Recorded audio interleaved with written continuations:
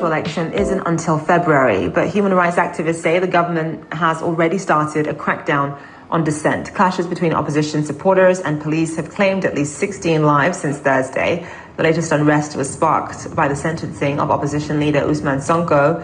His supporters took to the streets in protest. Some threw rocks and set tires on fire. Those caught in the middle say it's the worst violence in decades. Sonko, who was accused of corrupting the youth, was sentenced to 2 years in prison. That will likely end any chance he has of running in next year's presidential elections. And this weekend, the government cut off mobile internet service to stop what it's referring to as hateful and subversive messages. Groups like Amnesty International are pleading with leaders to respect human rights and stop what they say is the excessive use of force. Let's get some perspective from within Senegal. We're joined live now.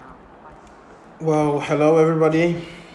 This is Ali, and welcome back to another episode of my podcast show. And today we are going to talk about a current situation in Senegal and political situation at the same time, but also a situation of unrest that we have been through, in a matter of 2 or more than 2 weeks now.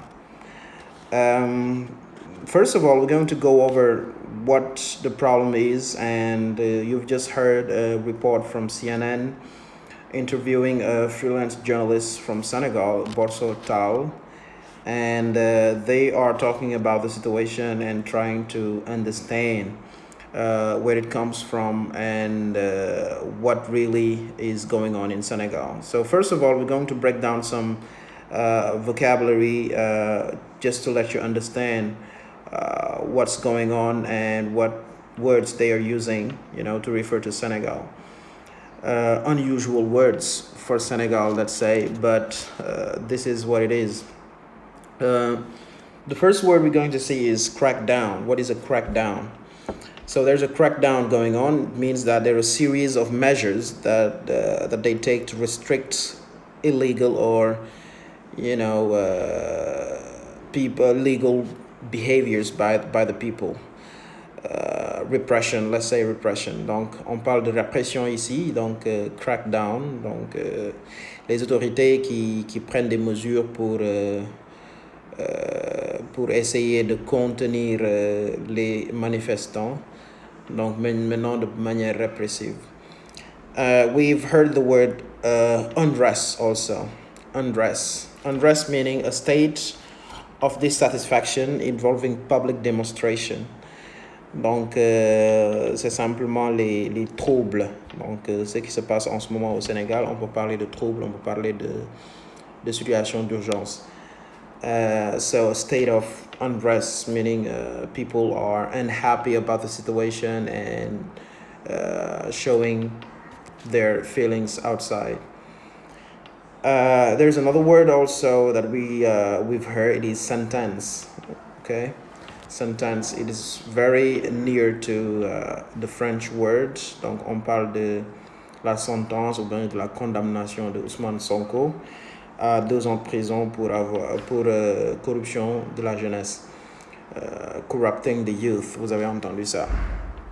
So let's talk about the origin of this problem, what's going on, and to make you understand what is really the problem is that it is all about politics, but more it is like a social problem. Ousmane Sonko is an opposition leader to the current president, Mr. Macky Sall, who was elected in 2012, and the opposition leaders party was set up only 2 years after the election of Macky Sall. So you can imagine now how young this political party is. So the political party PASTEF was set up in 2014, and when they came, they had a different type of speech. We were used to having traditional politicians telling us about our future, but not really giving us a real plan or a real way to develop the country. We could see a repetition in their way in their way of talking, since independence in the 1960s. But this young party came with young leaders, not only but also people who've been working in the administration and occupying some high positions in the administration, but also claiming they had nothing to worry about when it comes to scandals and things they can find out them doing in the administration. And Ousmane Sonko, to name him, declared when he started politics, saying that I've worked for my country, for the administration for 15 years. If you can find out one thing about me, something illegal that I've done in 15 years, I dare you to come out and say it. And nobody was able until now to figure out something he's done illegal. So people believed him because of his speech, but also because of the number of years he's done in the administration without being corrupt. And afterwards, what comes is that he started talking about some scandals that the government was wanted to cover, let's say, and he started catching the attention of the population and also of the administration. So he got fired in 2016, 2 years after he created the party, and because they say it was he revealed some state secrecy, let's say, and say that he's a civil servant, he's not supposed to reveal everything. And after now, this year 2016, he started his ascension, being a member of parliament, and then arriving third in the presidential election in 2019, and we keep on going until 2021, when a female masseuse in Dakar accused him of rape. That's when the problems started escalating and being really serious, in the country. Because in 2021, if you remember, we had the March 2021 events, that's how we call them, where 14 people died during protests like what we have now, because Ousmane Sonko was accused, and he said that it was a plot from the people in the government, and it was aiming at only putting him aside, as they did with previous political leaders that were opposition in the country. So he was caught and put into jail in March 2021, and it was only for 5 days, but people protested so violently that he was released within the week, and with 14 people die. Starting from there, people were saying that we should go to justice, because it was a rape thing and it is criminalized in the country. So it is up to 5 to 10 years of prison that Ousmane Sonko was risking, and he was at that time a member of parliament, and as a member of parliament he had some judicial privilege. So he said that if they want him to go to justice or to go to court, they will have to do it by the book, and call for his judicial privilege to be relieved before him going to court, or answering for his supposed act in front of justice. And this is the origin, because the same rape affair went on for 2 years and came till 2023 now that they have gone to court without even Ousmane Sonko being present at court, because he claimed that he didn't receive his, a notification for him to come. When the sentence came out saying that he was not sentenced for rape, but for corruption of the youth. That's what people couldn't take, because we've been here in Senegal talking about rape, he didn't, he raped, he didn't. And depending on where you stand, like in the government or in the opposition, people were always, supporting the idea of him raping or not based on who they are or where they stand, from a political aspect or from a political view. So when the sentence came out and they didn't talk about rape, they rather talked about corrupting the youth, so people couldn't take it. And this sentence was that he was supposed to go to prison for 2 years and putting him aside for the next presidential election in 2024. So this is what you've heard in the clip we just played in the beginning. So coming back now to talk about what the consequences are right now in Senegal. To be known by everyone. So just in terms of Ousmane Sonko, I mean, he came third, I believe, in the 2019 elections. Obviously, he is considered to be the greatest threat to Macky Sall, the president of Senegal, the current president of Senegal. From what I understand, because of these charges and because he was convicted of, quote unquote, corrupting the youth, he cannot run again. He cannot stand in next year's presidential elections. Just explain to us, though, why Ousmane Sonko is so appealing to young people in Senegal who want change. Why have young people gravitated towards him as a possible presidential figure? Well, that's a great question asked by the journalist from CNN here. Why is Ousmane Sonko so interesting to young people in Senegal? And why is he so appealing? That's the word she used. Well, first of all, he's young. He's a young leader, 49 years old. And we've been used to politicians who are, old. Our presidents are mostly, more than 60 years old when they come to power. This is what we've been used for. Like, this generation has been used to that, because we've known Abdoulaye Wade as a president, not so much Abdou Diouf, but Abdoulaye Wade was an old man.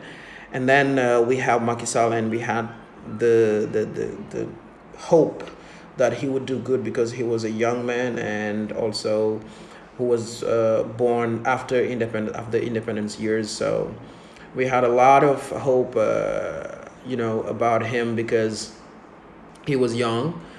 And when he started surrounding himself with the old politicians, so people had to realize that he is only here to continue the tradition, and we had to be resilient and try to look for another, young leader and see our ideas being carried out by those young leaders. And this youth of him is very important, because he's able to talk to a generation, and he's able to conversate with us, with our words, with our aspirations. So I think this is a very important thing about him.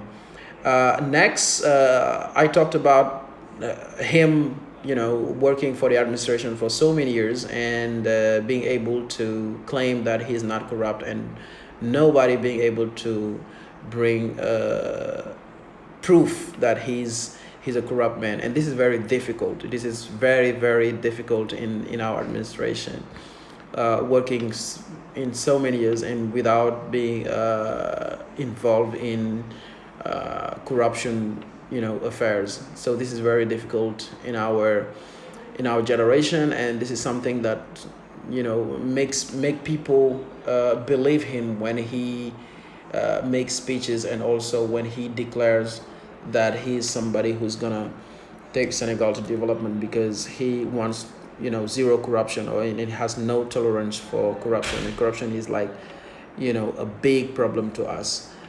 And what is hampering our development mainly is corruption, and we have to admit that. Last, I think, but not least, is that he is able to drive the youth to works or efforts of development, because his party initiated some actions while he was a member of parliament during, for example, holidays, telling them that they have to go to work in fields for, in agriculture. And he has those type of ideas, saying that the development that we want, it is up to us to realize it, to try and bring it to reality. And this is the language of truth he's he's having with the youth, that brings people together, and saying that he's somebody who stand by his words, and he's not making compromises, or saying that I need voters, so I'm gonna be gentle with people. No, he always tells the truth, and tell people what they want to hear, but what they don't want to hear also, for them to take actions. So I think this is why he's appealing to young people, and I think it is the speech, and also him being somebody who's worth of confidence that people can trust. So until now, I think this is why young people are following him, and are hanging to his words, because he always does what he says, and says what he wants to do also. So I think this is the main thing about Ousmane Sonko and the young people. Because he's arresting more people. He has put in jail people of the opposition parties. Also, let me ask you, if Macky Sall announces or makes it very, very clear that he is going to attempt a very controversial third run at the presidency, third term, what happens? I mean, just in terms of the violence that we're seeing on the streets, how will that play out between now and next year? You mean to tell me if he decides to run for a third term? Yes, if he formally decides. It will be chaos. It will be chaos. People will not accept it. Well, I really agree with the journalist when she says that it's gonna be chaos if the current president decides to run for a third term, because people are thinking that all these unrest and all these problems with justice, and the situation of always trying to put aside opposition leaders, or credible opposition leaders, is that the president wants to run for a third term, that he himself said that he wouldn't do, because he said it, he wrote it in his latest book, and now people believe that he's trying to run for a third term, because he's been really not really decisive about it lately, giving sanctions to people who say that he's not allowed to, or the constitution says no to that. People from his party, excluding them because they said that he's not supposed to run for a third term, and he's not, like, the law doesn't allow it, so those people are put aside. But when people say that he has to stay here until 2035, he applauds and promotes those people. So people clearly know that he wants to run for a third term, and they are anticipating to this problem, because many opposition leaders are in jail or exiled, or are having problem with justice. So the problem is mainly about justice, and also openly chasing down his opposition to get them to prison or to get them to negotiate with him. So the people now know that if they don't stand or they don't say no, he's gonna just do what he wants to do. And he's been our president for 12 years. For now 10, but moving on to 2024, it will be 12 years now. And people want him not only to go, but to let people see if they can live up with their ambition. Like, we want to try something else. We want to see if the emergency, the development we are talking about, can we really do that? And not only that, but people want change and are letting him know of that. And I think the consequences will be disastrous if he wants to run for a third term, and people have to be really careful about that and see how it play out. So thank you, everybody. This was Ali, and I hope you liked the podcast, and feel free to ask questions and try to understand more the situation in the country, and try to understand why people are rising and trying to look for justice, not only but also to try and protest against injustice. So thank you, everybody, and I hope to see you again. Bye-bye.